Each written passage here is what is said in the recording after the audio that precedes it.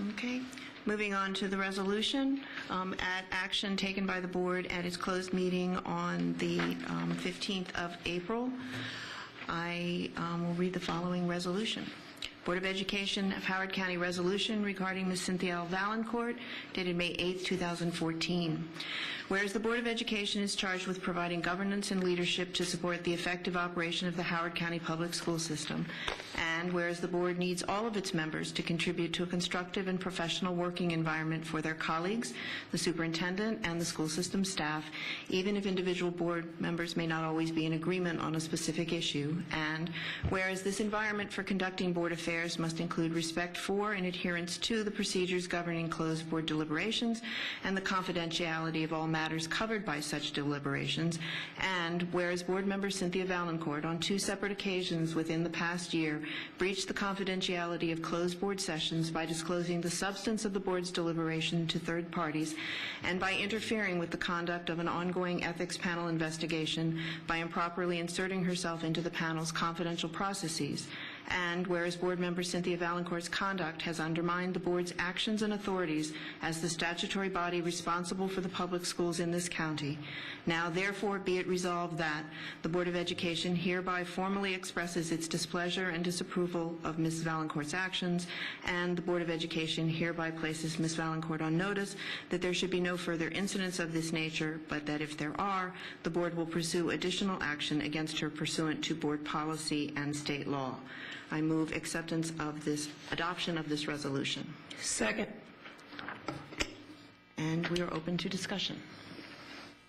Ms. Vaillancourt, I believe you wanted to make a statement. I do have a statement. Okay. Thank you for bringing these remarkable accusations out in public so that I may respond and set the record straight. First, I will note that it is 45 days before the primary where I am up for re-election. Since the most you can muster against me is that you are disappointed, and since I have not done anything at all that you can twist into anything more, I have to conclude this is not a coincidence. It's just nasty politics at the expense of our kids and our educators. Not only is the timing suspect, invoking an ethics investigation by reference, but without fact or elaboration, is a lowly effort to smear by insinuation. To imply that I am the subject of some kind of investigation is both outrageous and untrue, and can only be intended to serve base motives. Contrary to the statement and implication, I am not now, nor have I ever been the subject of an ethics investigation, nor have I ever at any time tried to influence the outcome of an ethics investigation, and the suggestion otherwise is an outrageous slur made for political purposes. Worst of all, by the kangaroo court rules of the ethics policy and ethics panel, I and everyone else am restricted from commenting publicly and directly. So by those perverse and twisted rules, if I were to explain further, I might then actually violate an existing policy. Therefore, in true Star Chamber fashion, I cannot elaborate to defend myself, which is, of course, no doubt the point of having such rules. My colleagues know that I have not violated any actual rules and likely would be moving to have me removed if I had, which makes this public effort to use the assumed credibility of the Board of Education to attempt to defame me, a candidate for the Board of Education 45 days before the election, an abuse of their office of the worst kind. The public should know that the majority on the board is very angry with me because after months of asking for documents to which I am legally entitled as an equal elected member of this board in order to do my job properly and with the thoroughness and attention to detail that Howard County citizens have a right to expect, and being ignored or brushed off, I went directly to the source to ask for them. If my requests for information and documents necessary to have an accurate and complete understanding in order to make valid decisions were honored or even responded to, I would not have to track them down myself. One final step in this political charade set the point even more. Recuse yourself, they said, and they would not try to embarrass me in public. But I will have none of such backroom nonsense and will not be bullied into not doing what I was elected to do, which is to represent those who elected me and ensure all of our kids get the best education possible and that the school system is run in accordance with the values of this community. I believe it is possible this action by the board majority is not only part of an attempt to extort and blackmail or coerce me into recusing myself from a case where many pertinent documents have been withheld, but also to discourage me from seeking documents relevant to other questionable activities. I will continue to do what I can to honor my obligation and sworn duty to the citizens of Howard County by continuing to seek complete and accurate information and documentation, even when it takes months and months, and I have to ask again and again when I receive unsatisfying responses. To that end, I am today submitting a Public Information Act request for information from the trip to China that 3 of our members colluded to attend and planned for months without ever mentioning a word to at least 3, maybe 4 of us. I have no information on what the costs of the trip were, who paid what part was a gift from the College Board, or what, if any, Howard County Public School System or Board of Education funds were used. Since this trip was never contemplated by the board, included in any budget, or authorized in advance or even subsequent to the event, I cannot say to what extent these members may have abused their positions for personal gain. Hopefully, by filing the Public Information Act request, it will cut down the time it takes to get my questions answered, and the information I end up receiving will be complete and accurate as required by law. I have confidence in Mrs. Amani Dove's ability and intention to respond fully and timely. In the 3.5 years I have served as an equally elected member of the Board of Education, I have been treated as anything but equal. I have been subjected to petty insult and bullying behaviors, including foot stomping, fist waving, the throwing of things, yelling, and recently even pathetic attempts at physical intimidation.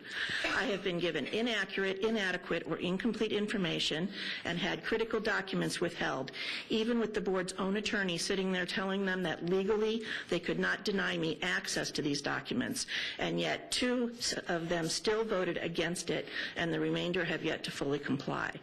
More troubling, all 4 of the members who have served as chairman during my tenure have repeatedly violated the spirit and the letter of the rules of board governance by making unilateral decisions without consulting the rest of us on matters ranging from giving the go-ahead to install artificial turf fields, issuing public reprimands without action by the full board, misrepresenting the board's positions and giving staff and board committees direction while falsely claiming to be acting with the authorization of the full board. In addition, they have regularly failed to distribute documents and information that are essential to performing the duties of this office. Additionally, my personal email account was accessed by staff members using questionable methods. In this context, emails between myself and the president of the Teachers Union were read by staff, and my confidential email communications with other board members about a personnel matter were shared without permission. All of this without any action or comment from my fellow board members when I objected. I have politely tried to navigate the hostile and coercive environment of unevenly applied rules, policies, and procedures manipulated to achieve the desired result in the hope that by rising above these petty intrigues and manipulations, we could eventually establish a working relationship and avoid turning the board into a public 3-ring circus. Regrettably, those efforts have proven to be futile. And this behavior is not limited to me. We have all been embarrassed by the way some members treat the public who come before us to speak, community organizations who are invited to meet with us, and even other elected officials have been rudely cuffed and stricken in joint meetings. But enough is enough. One has to draw the line somewhere, and I have drawn it at vulgar, expletive-infused character assassination and outrageous defamation of people behind closed doors who are unable to defend themselves based on demonstrably false statements under shroud of confidentiality. Similarly, we cannot just go along in the face of unauthorized application and potential misappropriation of Board of Education funds by a small group of board members who colluded and planned for months to junket to China. I sought this office because I did not like the way the Board of Education treated parents, teachers, and each other, and to try to level the playing field for employees by eliminating rampant nepotism and cronyism. I did not seek this office to widen my social circle or join a private club, and I take my sworn duty very seriously. This board is run like a private club, ruled by the tyranny of a majority who don't seem to have been able to make the change from an appointed board which answered to county and other government officials, to an elected representative body that is accountable directly to the people of this county. The public has an absolute right to complete and accurate information about where their education dollars are going and how decisions that affect the entire community are made. I intend to see that they get it. The shenanigans that this body engages in and condones behind closed doors are reprehensible and frankly very costly. All of the lawyers that are hired to cover all those hindquarters don't come cheaply. Every month a legal fees report is included on the agenda. Most of that money is spent as a result of secret decisions, many of which would probably not be made in the light of day. As for the accusation of improper insertion into an investigation, anytime the Board of Education engages in a legal action, it is not only proper, but I believe we are each duty-bound to remain fully apprised of what actions are being taken in our name. The current practice of the majority on this board to approve actions and then turn over an open checkbook to lawyers with the stated intention of not monitoring or following the progress of the case is improper, and at a minimum, a failure of their fiduciary responsibility to the people of Howard County. The public has a right to know what is going on with their money and their school system. It is time for light to shine in and the backdoor smear tactics and intimidation to end. As for this statement of disapproval, I will wear it as a badge of honor. Thank you for allowing me to complete my statement. Thank you, Ms. Vaillancourt. Board members? I have nothing to add. Oh, Mr. Meshkin. Thank you, Madam Chairman. I appreciate Ms. Vaillancourt's statement and her courage in defending herself against these allegations. I voted against the agenda because, as I had shared previously, I think that this is an awful idea. This is something that we don't have any conclusive proof on beyond Ms. Vaillancourt's probably ill-advised direct letter to the ethics panel asking questions, but she did include all of us on that communication. And since that was done over email, I guess that's public, so I'm not disclosing anything that's confidential. With regards to the wording within this resolution, considering we just received this, I think, around 3:45 Eastern Time yesterday, I'm concerned with the wording on this because, as I shared, when the board took action on this behind closed doors, and I can say whatever I want to because it's my own words, I think that this is going to open up a can of worms that is going to hurt the institution of the school board. The fact of the matter is we all temporarily occupy these seats, and they will be occupied by somebody else before us and somebody else after us. These seats belong to the people, and at the end of the day, they belong to the hearts of the children in our school system. And I think that this action is destructive to the school board. When I see words in here such as disclosing the substance of the board's deliberations to third parties, and so I look at that one, and though we don't have per se any written evidence to support these accusations, I have a list of emails in my inbox with documented evidence of another board member doing exactly that. So where we have evidence of that actually happening, and I think even some public disclosures were made on Howard Public Ed today about a certain board member making disclosures like that to third parties. We have evidence and the board doesn't take action, but when we don't have evidence, the board does. That seems like a completely unequal protection under the law.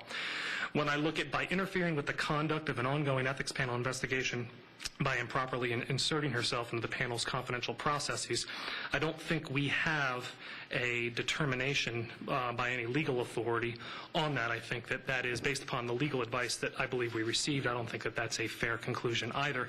And the board, up until this point in time, has not voted on this resolution. Then there's a conclusion in here that says that somehow this conduct undermined the board's action and authority as a statutory body responsible for the public schools in this county. Again, we have no evidence to suggest this. Anything about undermining authority or undermining statute is a legal requirement, and I don't think the board is empowered to make that determination. That's only a determination that a court of law could make. We as a board cannot make a determination on whether someone violates the law, so I think that that's actually germane against Robert's Rules of Order. And so I think that the wording of this is atrocious. I think it's destructive to the intentions of the board. I think that in light of the fact that we have evidence of board members actually doing this, and it's not Ms. Vaillancourt, and we're not taking action, yet we're somehow the board as a corporate entity is going to sanction